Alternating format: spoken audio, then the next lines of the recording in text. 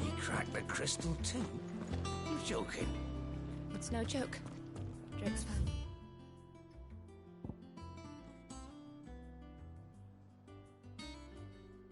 It's gone. Blackthorn, you have a moment? Not really, no. This won't take long. I just wanted to ask how you're getting on. August was worried about you, that you might still be doubting your craft, even after learning the trick of that cuirass. Is there something else weighing on your mind? Perhaps sharing your thoughts might help. That bastard's like a dog with a bone. Still, you've got a keen eye, I'll give him that. He's just, well, Karen showed me something. Something I've never seen before. And that was? A sword. An odd-looking thing with a single-edged blade. The metal itself wasn't anything to write home about, but fuck me, the edge on it. You could slice a man clean in two with a weapon like that, and he'd be halfway home before he even realised he'd been cut. So that's what's troubling you? No. Not troubling me exactly. More distracting. Can't stop thinking, how do you get an edge that sharp? It's driving me mad. And if you knew how to do it, we could arm the curse breakers with even better blades. That's about the size of it, yeah. I'll see what I can find out. Sharper swords are always welcome, and we can't have our master blacksmith being distracted. You're a soft touch, you know that. But I can't say I'm not grateful for it. Good luck, eh? Thank you. Let's see what Karen knows about this sword.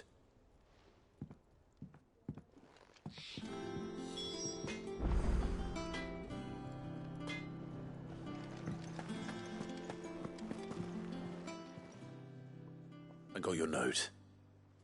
You think something's wrong with Torgal? So you can read. Congratulations. But I didn't say I were wrong with him. I said something weren't right. He's not been eating me treats. He used to love cracking the bones from Molly's boiled brown, but now he won't so much as look at them. Didn't like him. Which is why I'm of a mind that his mind's on something else. You've not been working him too hard, have you? No harder than usual. Is that it, boy? Do you need a rest? What was it you said he was? A frost wolf? That's what the lawsman seems to think. Then maybe this all has something to do with whatever it is that's woken inside him. I suppose things happen, differences, Rosalith. Perhaps Hippocrates knows something. Instead of everything, you mean? Perhaps.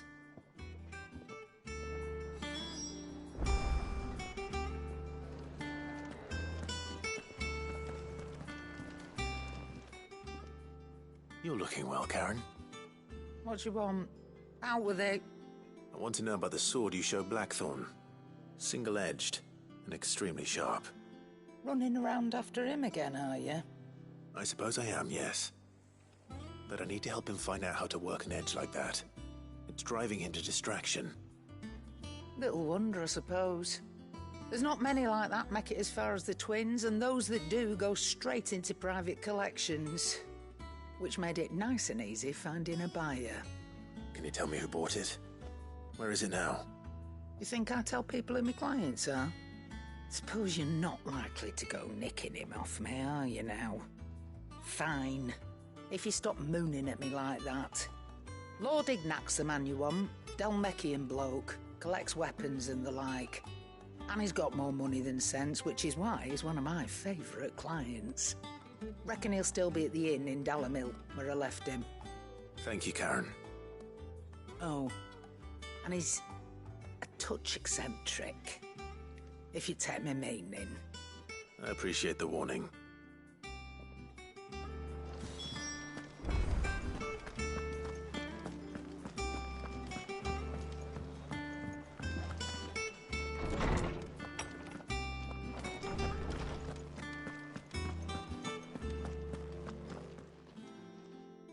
Lawsman, I need to ask you about Torgal. Something's not right with him. He isn't ill, is he? I don't think so. But according to Lady Karen, he seems to have lost his appetite, which is certainly a new development. She says he's hardly been touching his bones of late, and she believes it may have something to do with what happened at Rosalith Castle.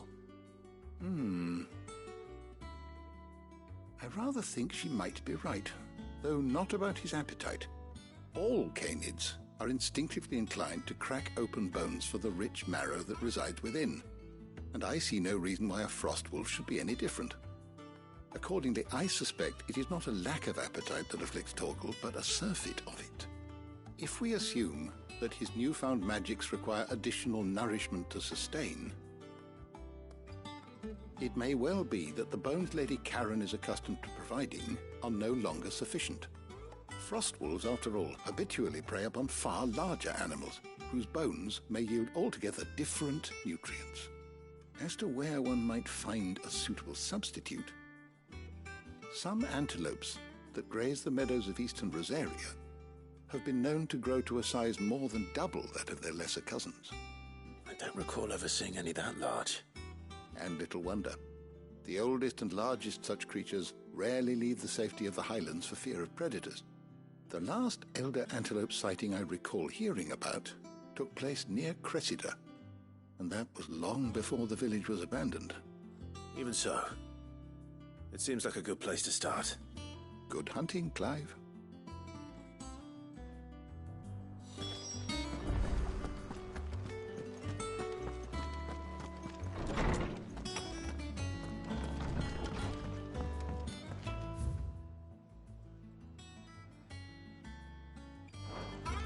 Oh, I'm never drinking it.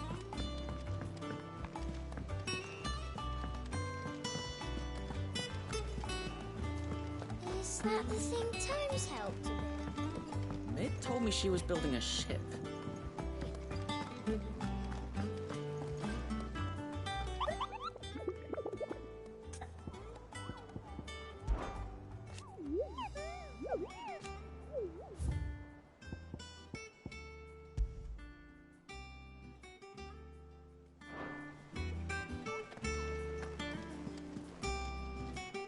Clive, did you get my letter?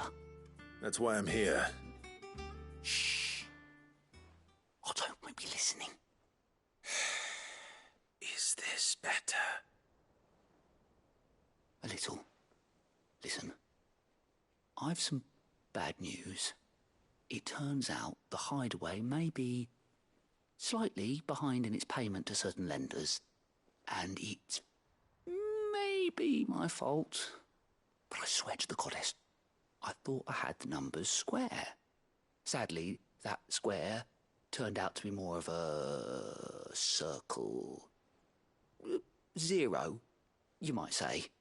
I can straighten it out, I swear, but it's going to take some time, and I'm going to need help keeping it from Otto. Bit late for that, I'd say. There you are! What a surprise! So let me get this straight. You forget to pay our lenders what they're due, and instead of coming straight to me, you get Clive to come to you. And I hope he'll dig you out of the hole you've dug for yourself. Clive, the man in charge of the place you've been cheerfully trying to bankrupt. And you thought this was a cunning plan. Why? Well, who needs paying? Oh, just Martha. And the dame. And, well, Lady Karen. But only 500 talents. We owe 3 of our most trusted friends 5 million gil. Each. 5 million each. They lent us the bulk of the money we used to rebuild the hideaway, you see, and, well, I must have made some sort of oversight. Those ledgers were my responsibility, and it was my decision to entrust them to you. This is my fault. Do we have that much to hand? I can always ask my uncle. No, we don't. And no, you won't. We've lightened Lord Rosfield's purse enough. After the king's ransom we had off him, he deserves better than to see our begging bowl. Besides, we'll need to learn to stand on our own if we're going to make this work. All right. But that doesn't mean you have to shoulder the burden yourself. Is there anything I can do to help? There might be. How'd you fancy taking these to Martha and the dame? Rocks. Rocks, he says. Worth 1,000 talents apiece, these are. A little something Sid and I set aside for when times got lean. And I reckon 15 million in overdue debt probably qualifies. I just hope our associates' eyes are a bit more discerning than yours. I'm sure there will be. Should be me making the rounds, really. But you know how it is with this place. Orders to bark, arses to wipe and all that. I know. Which is why I don't mind going in your place. Go. Do you know why I only gave Master Clive here 2 star rubies? Because you'd rather Lady Karen killed me. Because I'd rather Lady Karen killed you. Yes. Well, I suppose this is goodbye then. Don't worry. I'm sure Karen will understand. Really? Do you think so? No, I don't.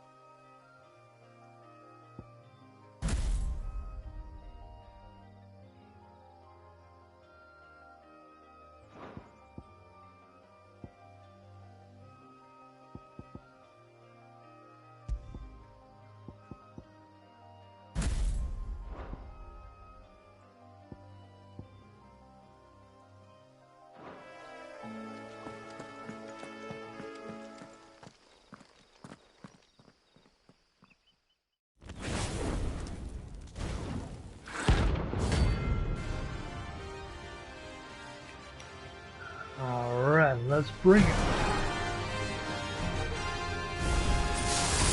what we have here. Greetings, Your Majesty.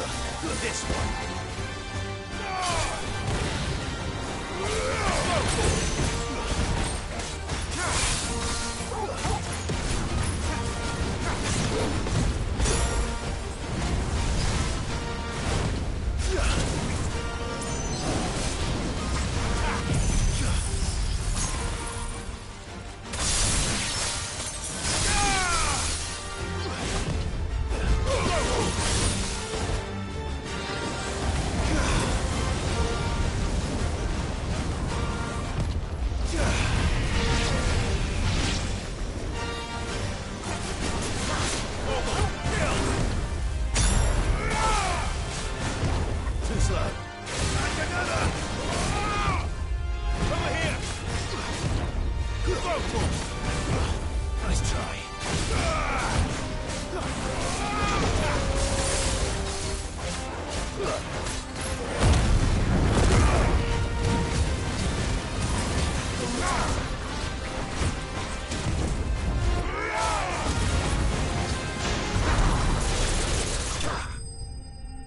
Got him.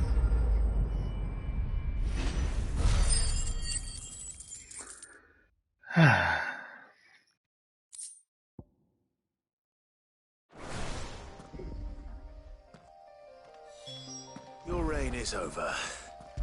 Now to collect the ash. This looks like the stuff. Let's see if there's any more.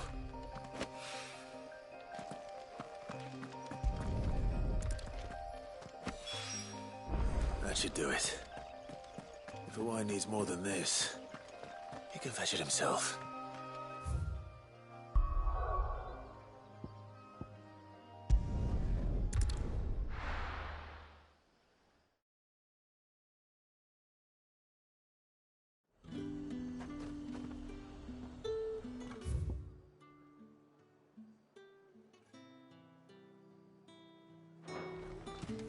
There's talk at the glass gate.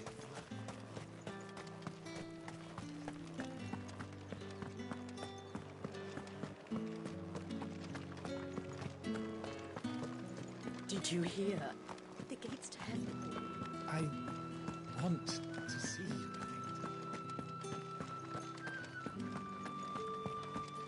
What am I going to do without Sweetwater and Olive Talc? Milady, I come bearing gifts. Gifts? Whatever is the occasion.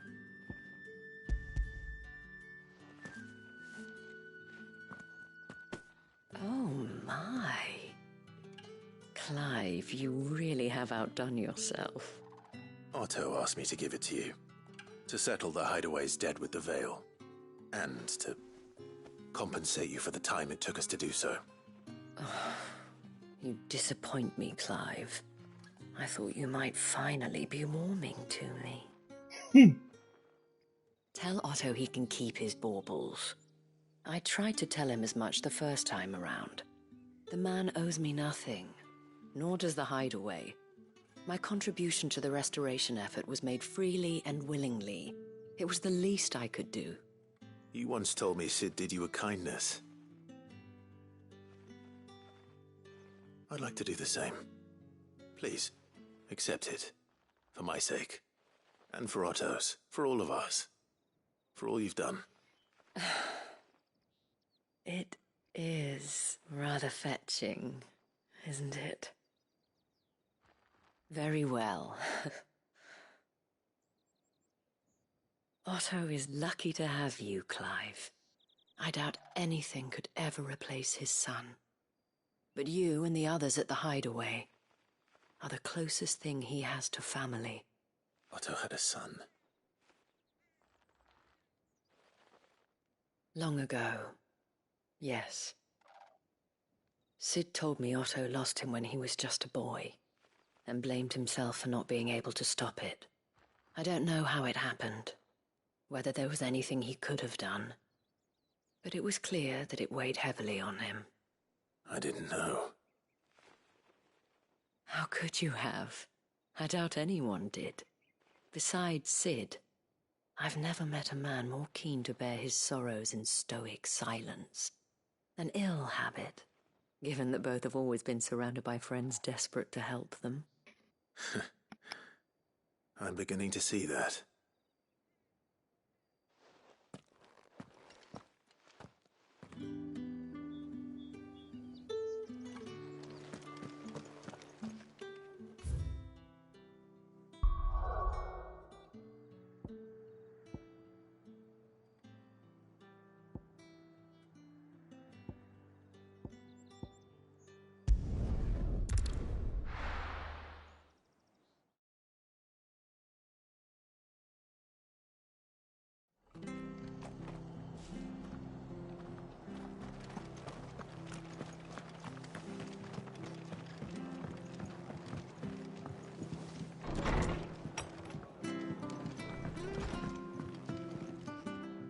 Clive, We weren't expecting you.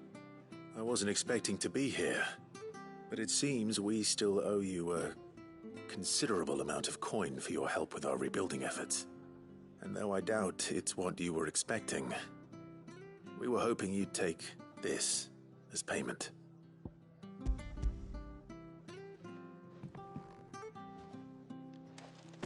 A star ruby? I can't accept this. It's worth at least twice what you owe me. More if you can find yourself the right buyer. Think of the difference as interest. Interest? If word got out I charged that much, no one would ever borrow from me again. Anyway, why are you the one here asking me about this? I'd have expected Otto. Bit much sending the Lord Marquis out to settle your debts, isn't it? The old goat working himself to death again. Something like that. Most days I think he's the only reason the hideaway's still standing. Same as always, eh? Back when the place was nothing but a twinkle in the eye of a recently retired Lord Commander, word is he was the first one Sid reached out to. Probably knew that without his strong arm and level head, the idea would never get off the ground. Sid may have been the face of the hideaway, but Otto's always been the backbone. And when Sid passed away, we were all worried that would be the end of it. That Otto would just give up. His death was hard on everyone. But it must have hit Otto hardest of all. But he didn't give up, did he? Quite the opposite, in fact. If I recall, he was the one who nominated you as Sid's replacement, and rallied the rest around you. I reckon what he saw in Sid, he saw in you too. And don't we all? Doesn't hurt that you're half as stubborn and twice as handsome, neither. That, and you keep good company. I suppose I do.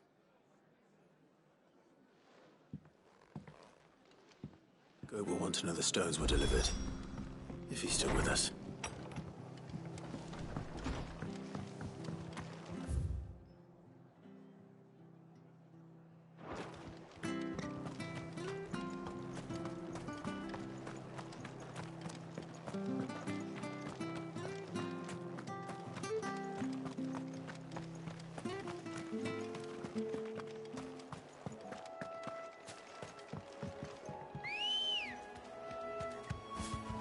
Come on.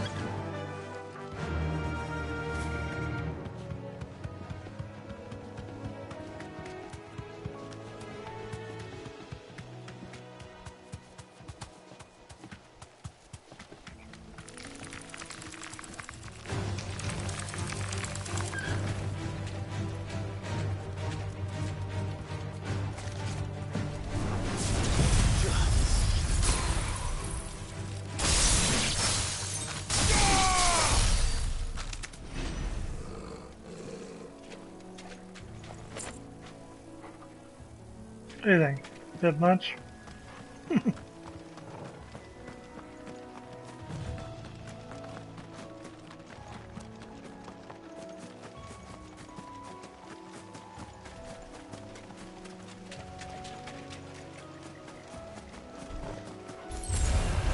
won't be easy. Get him!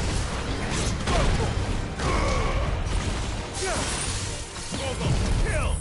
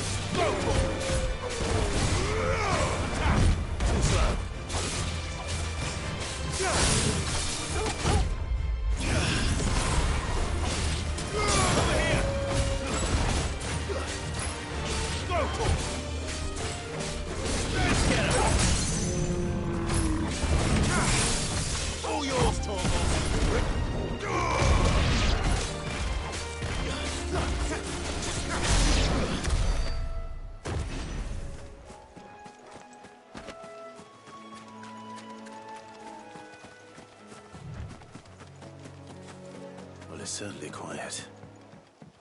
If I were a giant antelope, it would seem like just the place. I doubt we'll find one bigger than that.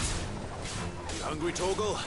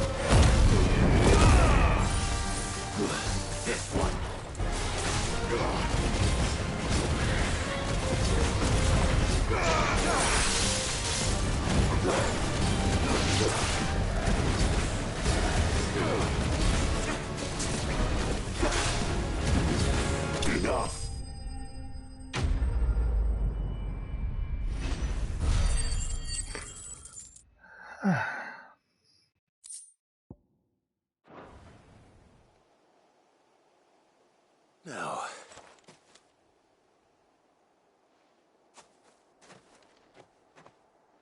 will it be enough, I wonder?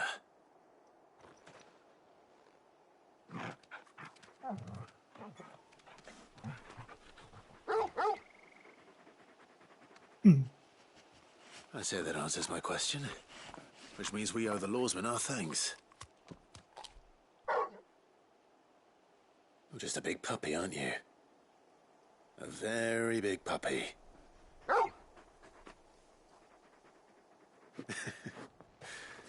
You do know you can take that with you, Torgal. Lady Karen will be relieved to hear you've got your appetite back. Come on, boy.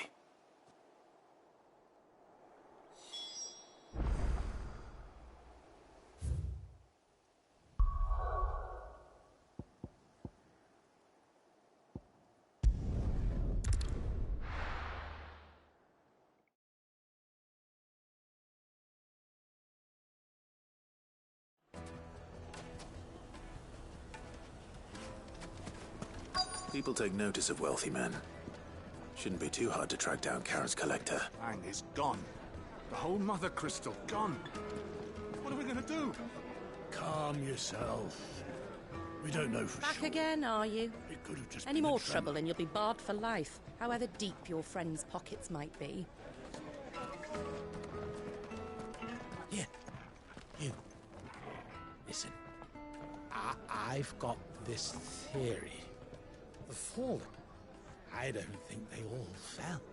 Some of them are still living among us. You could be one of them. I could be one of them.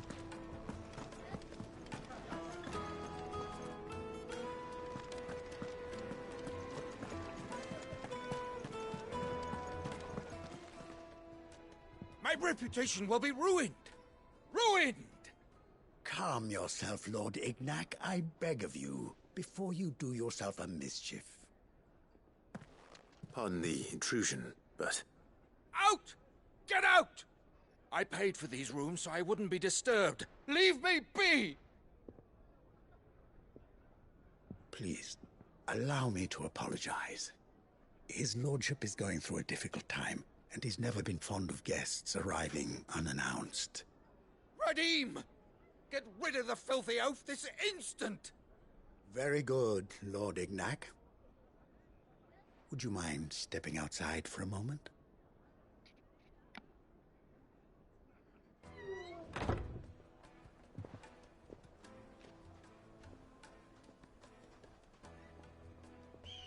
I'm sorry if I've caused you any trouble.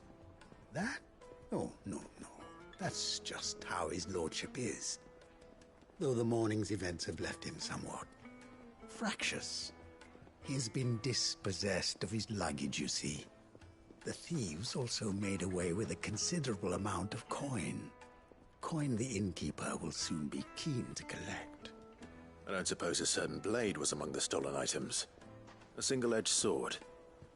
It was purchased from a merchant friend of mine. Ah, you know Lady Karen. Yes, I'm afraid it was. Then I'll retrieve Lord Ignac's luggage. But I have one condition. You have but to state it.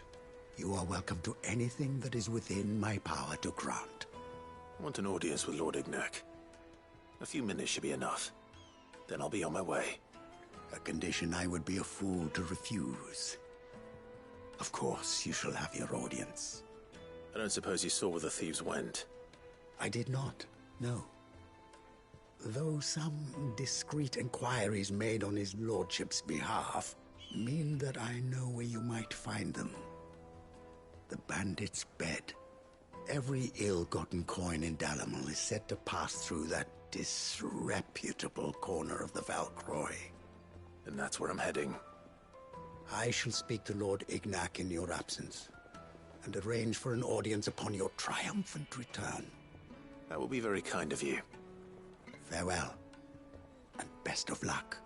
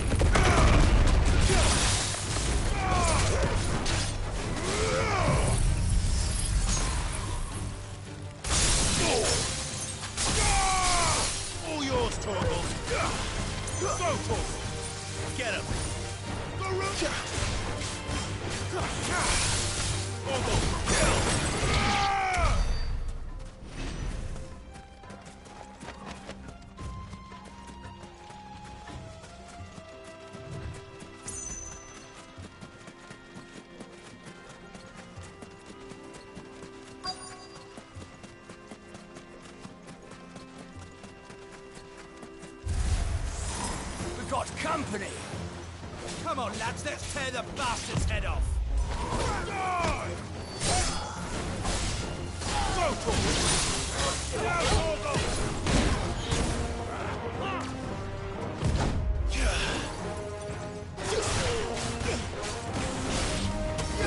Get him!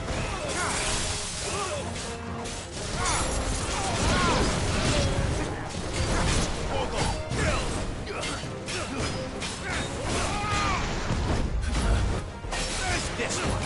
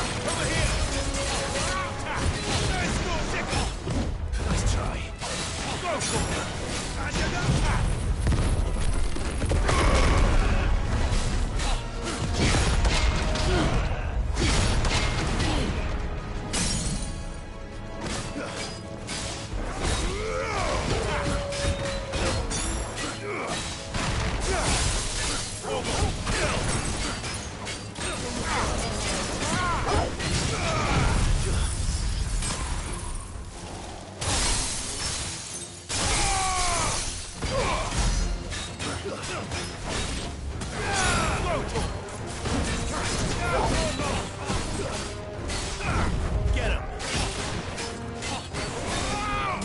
Enough!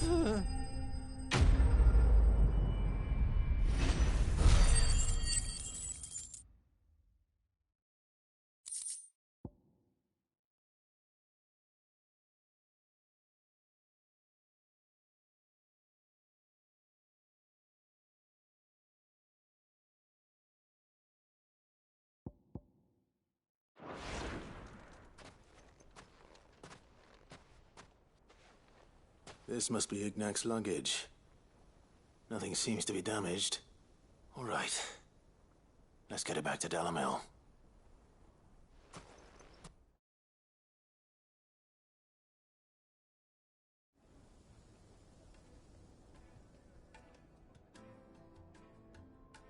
I hear I have you to thank for the return of my effects.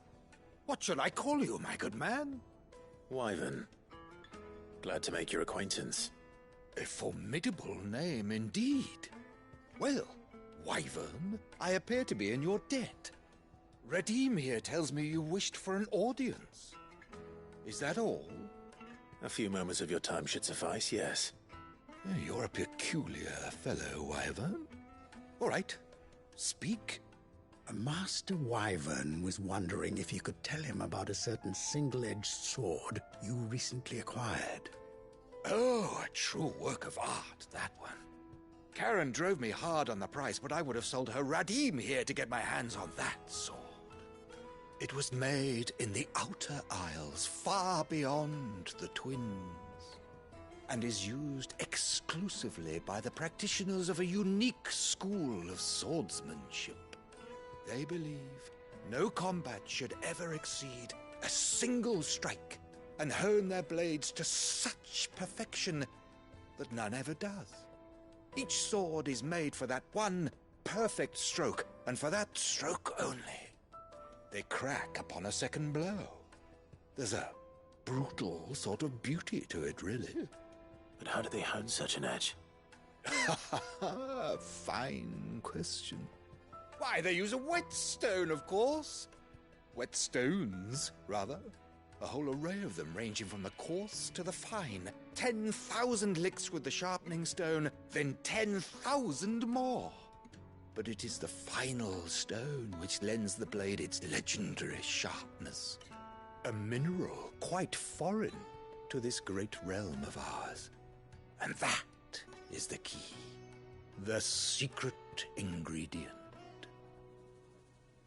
Wyvern, it occurs to me that my little lecture is hardly equal to services rendered.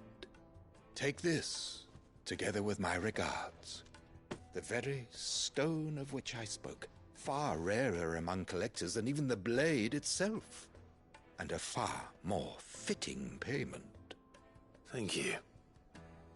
Pardon the intrusion, my lordship. However, it is long past time we prepared ourselves to depart. So it is. I am locked in bitter competition with a rival collector of curiosities. I am one step ahead of the unscrupulous scoundrel, but he is hard at my heels. Are there many other collectors out there? Too many to count, but only one do I consider my nemesis. Lord Byron Rosfield, and is a perennial thorn in my side. I can imagine. Farewell, Wyvern. May our paths cross again. Radim, we mustn't dawdle.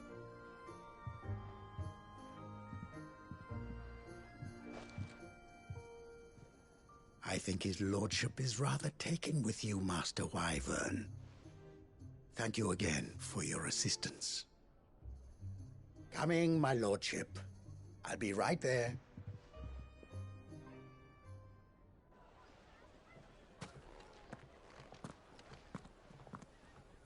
Trust Uncle Byron to find such an interesting rival. Now, let's see what Blackthorn makes of this whetstone, shall we?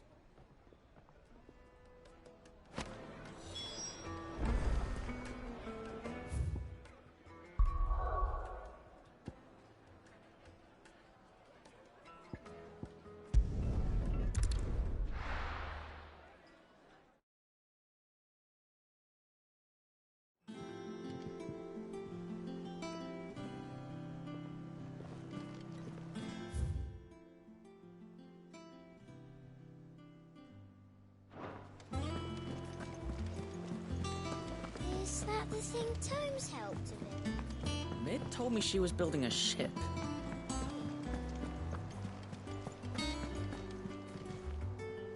Goat. Still alive, I see. So Lady Karen accepted the ruby. Ah, about that. I tried my best, but she was just too stubborn to take it. She threw it right back in my face, in fact, and told me I could stick my stupid stone where the sun don't shine. Karen refused payment. I hope it wasn't something I said. I'm sure you were as tactful as ever. Let me see what I can do. Oh, wonderful. I hope you have better luck than I did.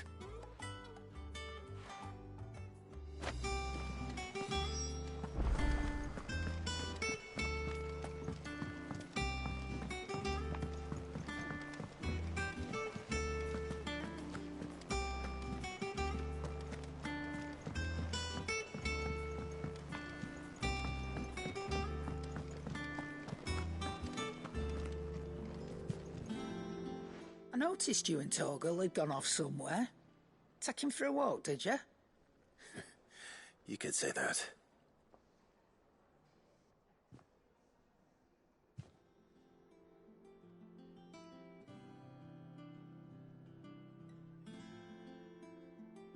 So, Molly's leftovers weren't good enough, eh? That'll teach me for treating you like you're still a pup.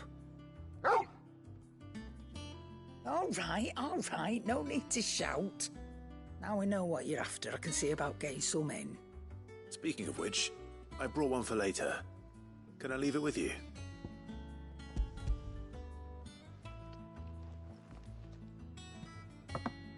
You can, aye. I'm nice like that. In return, you can thank Tomes for me. The bloody know-it-all. I was just on my way to see him.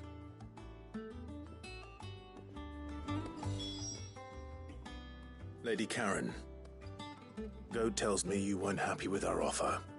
Would you prefer the debt was repaid in coin? What debt? I don't recall lending any of you lot me hard-earned gil. I may have tossed a talent or two in the Hideaway's coffers, but those were donations, and you can hardly call it charity if you go asking for it back. Of course not. But one good turn deserves another. And our circumstances have changed. Surely you wouldn't shun the gratitude of a pauper who happened to have become a prince. Oh, so you're a prince now, are you? Fine. But I'm selling it and taking what I'm owed, then you're getting the rest whether you like it or not.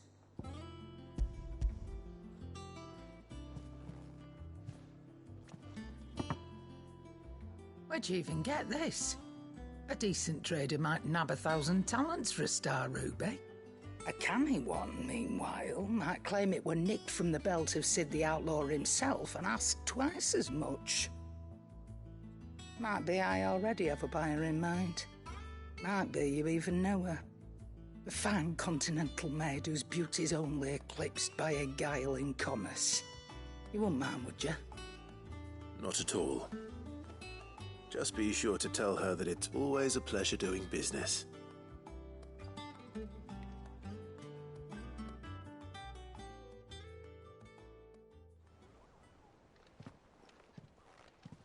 I hear you ended up delivering all 3 stones. Thanks to this lump. I sometimes wonder what I pay you for. Speaking of which, I still haven't been paid last month's wages. Oh, so you remember what's owed to you then? Get your ass behind that disc of yours and don't get up before those ledgers are square. Right away.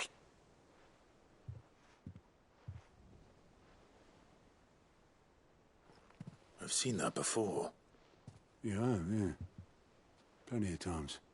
It was the only goblet Sid ever used. Either out of habit, or because the filthy sod couldn't be bothered to find a clean one.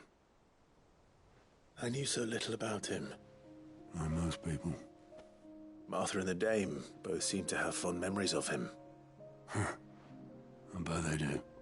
How long did you know Sid before he... Before he died. 20 summers, give or take. Back in the day, I was a purser on a trade ship, which is where I met him. He bought passage to... I forget where. And having nothing better to do on the long nights, we set up drinking island rum till the morning bell dragged me back to my duties. Quit my post not long after that, on account of making a fine maiden's belly fat. But me and Sid stayed close, promising we'd one day sail the seas again. That was before fate stepped in and said she was having none of it. The magic woke inside my son soon after his first name day, and there was no hiding his knack. Couldn't you and your family have... My family were the ones who summoned the constable, wanted the monster taken away. I couldn't turn my back on him, forget what I felt, and I couldn't for the life of me understand how they could. Luckily, Sid was of the same mind as me.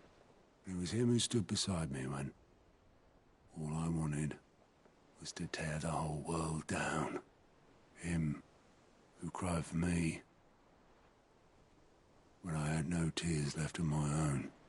Him who swore he'd do everything he could to stop it from happening again. And he was true to his word, too. Left the Royal Army once and for all. His ranks, his ribbons, gone. Just like that. Threw away everything he had. All to right a wrong that no one else had the courage to face. I knew then I'd follow that man to the ends of the earth.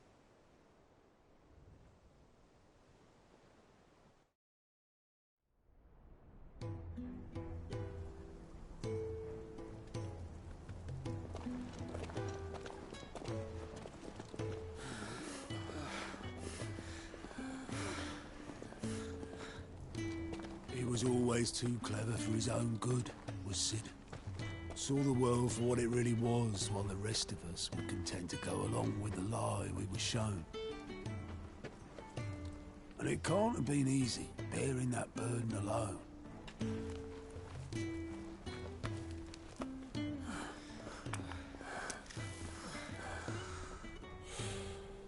But he didn't let it stop him.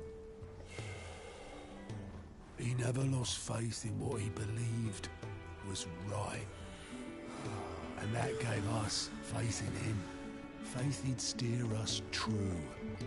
So I swore to myself that I'd always be right behind him, ready to catch the stubborn sod, if ever he should fall.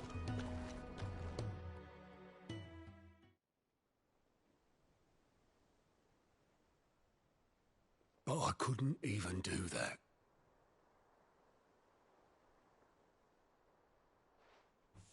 Ignore me. Just the ramblings of a tired old man.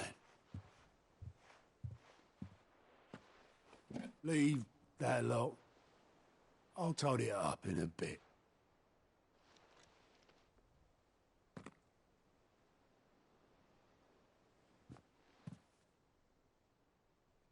This is Sid's handwriting.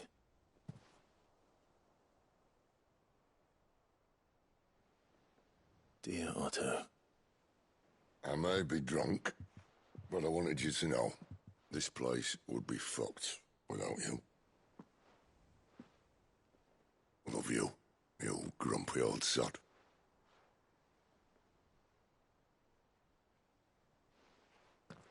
This note. What about it? Sid was right. Without you, we'd all be lost.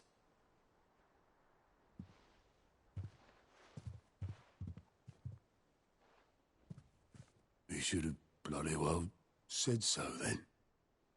Just once. Before he went. But then, why would he? Him, or anyone? I'd only have told him to piss off.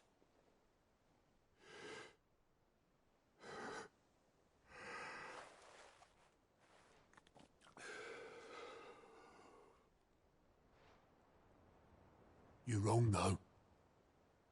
Both of you. It was never just me keeping the hideaway afloat. It was all of us. I just shoved people in the right direction. I barely seem to be able to do that anymore.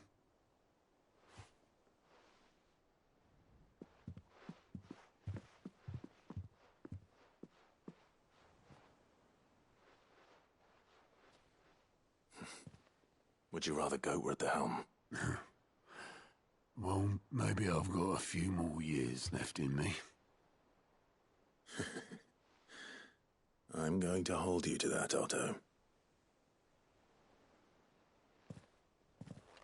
Before you go, Sid would have wanted you to have this. But that's... This'll do me just fine.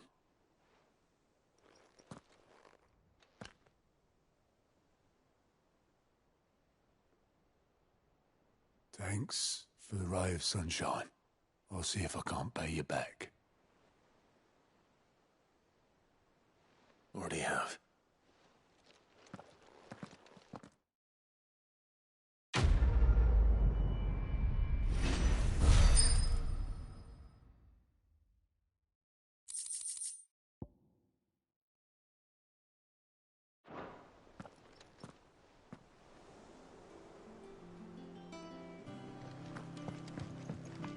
Mid told me she was building a ship.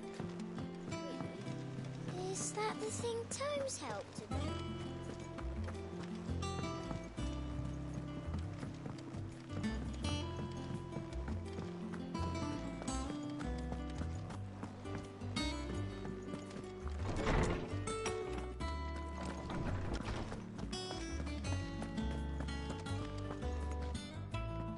Ah, Clive. Were you able to locate your quarry? We were indeed, Lawsman. You pointed us in exactly the right direction. And Torgal's been a very happy hound ever since. Very good, very good. Lady Karen sends her thanks, by the way, for your part in solving the mystery. Ah. But that reminds me. After your last visit, I found myself pondering Torgal's talents. Do you recall our conversation concerning Lady Jill's role in Torgal's transformation? About how she somehow woke the power within him. Precisely that.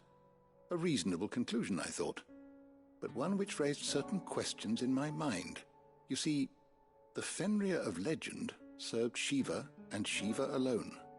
And while the powers attributed to him are certainly impressive, the records imply they are somewhat different in nature to those you described Torgal as having used.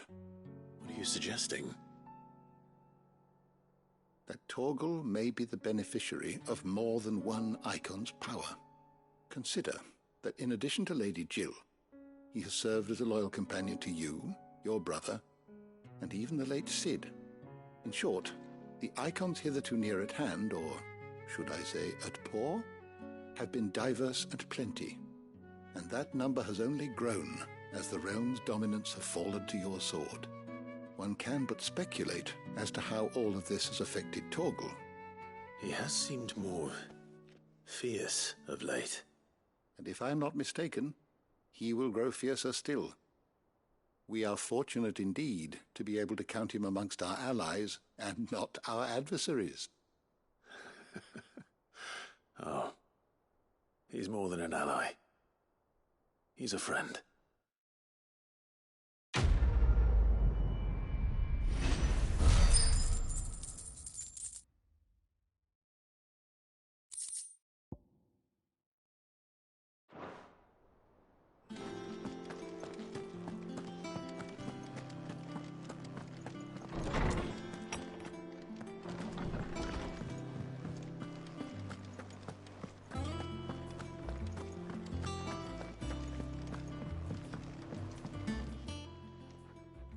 Sorry for the wait, but hopefully you'll agree it was worth it.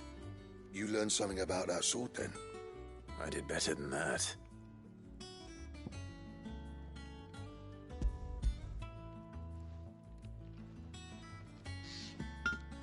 A whetstone. Yes. But not one you'll find anywhere in Valisthea.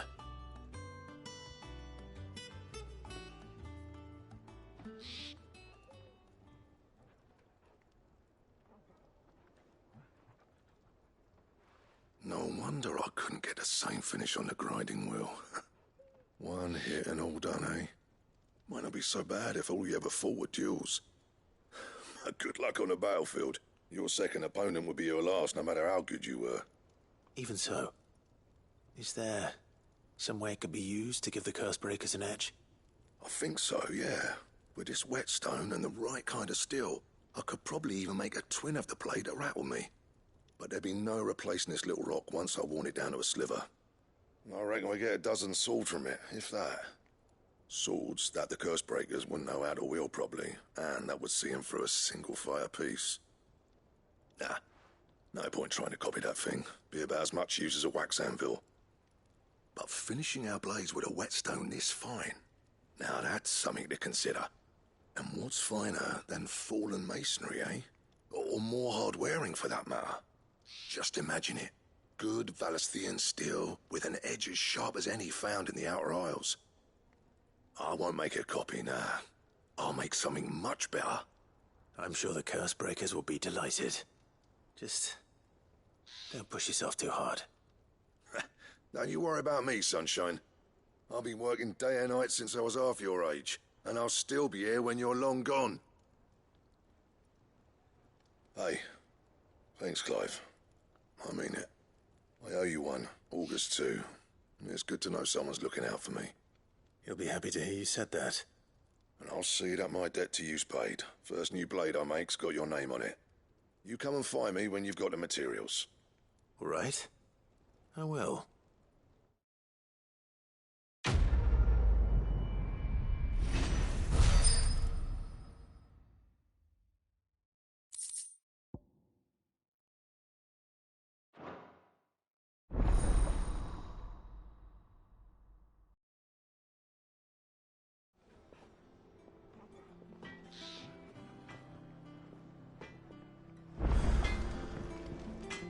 Clive? What do you want?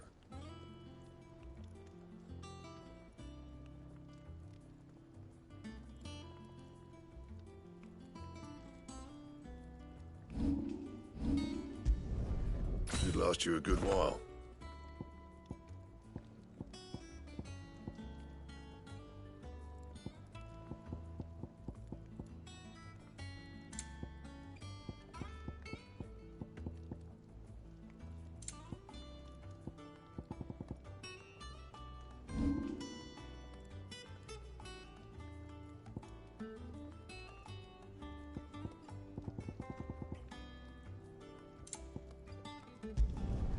You can thank me later.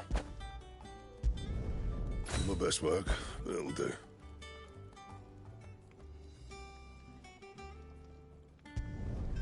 Yeah, that should do you.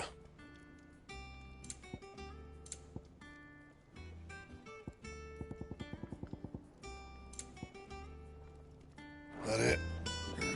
Fine.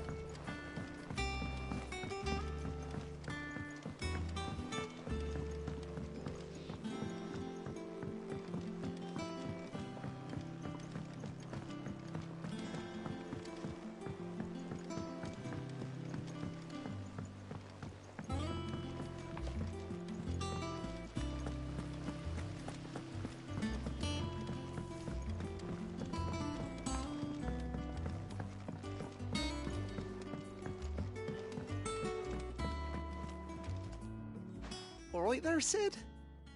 How's that hunt for the bomb ash going? I have it here.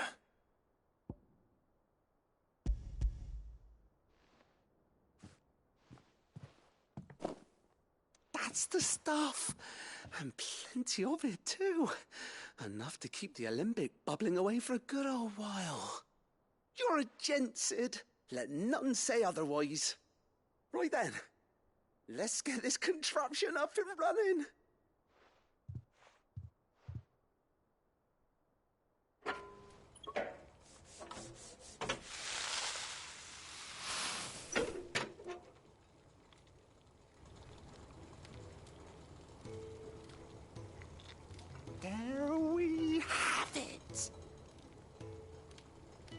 Telemon Alembic. And it works just like the chief said it would. Very impressive. Says the man who cut down a burning boulder. Speaking of which, I still haven't returned the favor. There's no need. The good it will do for the hideaway is reward enough. Don't be silly. Why don't you let me take a look at that bag of yours? The one you keep your potions in. Reckon I could work some magic on that. What kind of magic?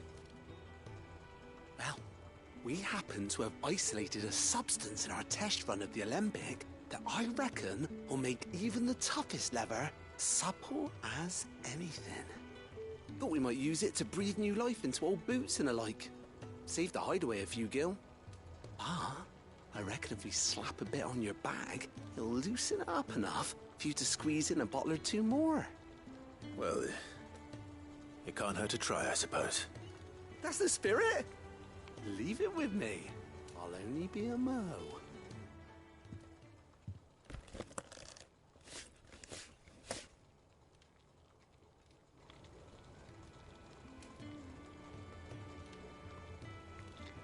Well, what do you reckon?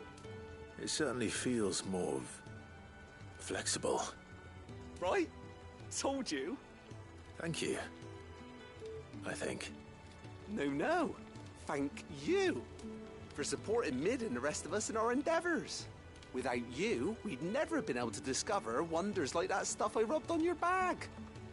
And I'm telling you, there's plenty more where that came from.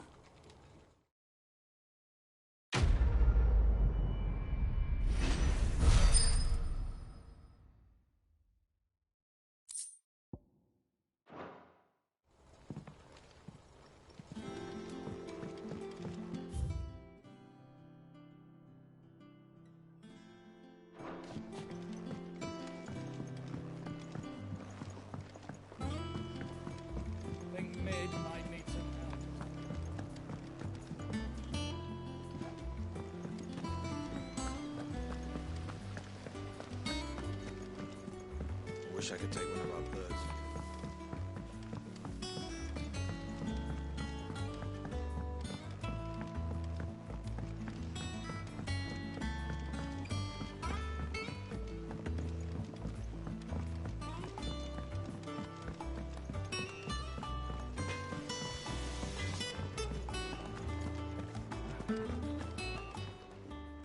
And what can I do for you?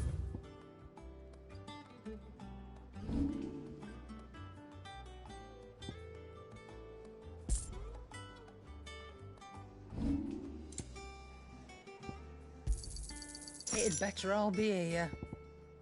Finished, are you?